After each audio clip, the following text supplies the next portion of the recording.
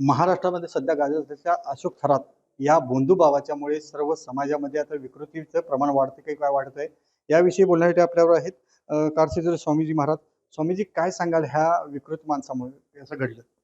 तर समाजाने यातून धडा घ्यावं आणि इतर लोक अशा कृत्य करण्याची धाडस करू नये इतकं चांगली शिक्षा त्यांना होणं गरजेची आहे आणि पीडितांना न्याय सुद्धा मिळण्याची गरजेची आहे. काय होते की अशी लोक जेव्हा ह्या बंधुगिरी करतात ह्याच्यामुळे धर्मक्षेत्र बदनाम होतो एक.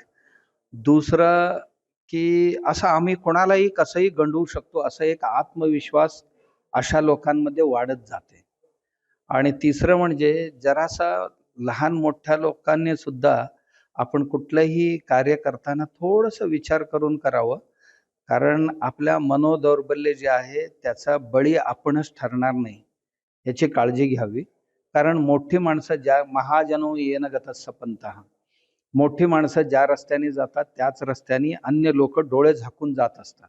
अशा वेळी मोठ्या लोकांनी पण विचार करायला पाहिजे की आपण जात असलेली ही रस्ता ठीक आहे का, योग्य आहे का, याचा काळजी घेतली पाहिजे. आणि हे जे घटना घडलेले हे केवळ धार्मिक क्षेत्रातच घडते अशातला भाग नाही. कोणतंही क्षेत्र याला अपवाद नाही. दर दिवशी आम्ही कुठली ना कुठली तरी एक घटना ऐकत असतो. याच पद्धतीची शोषण अन्य क्षेत्रांमध्ये सुद्धा होत असते. त्याला कुठलंही क्षेत्र अपवाद नाहीये.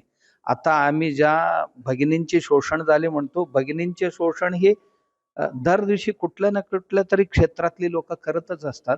मग ह्याला आळा कधी बसणार? जितकं शीघ्र न्याय निर्णय करता येईल ते केली तरच बसणार, अन्यथा माणसं पुन्हा विसरून जातात.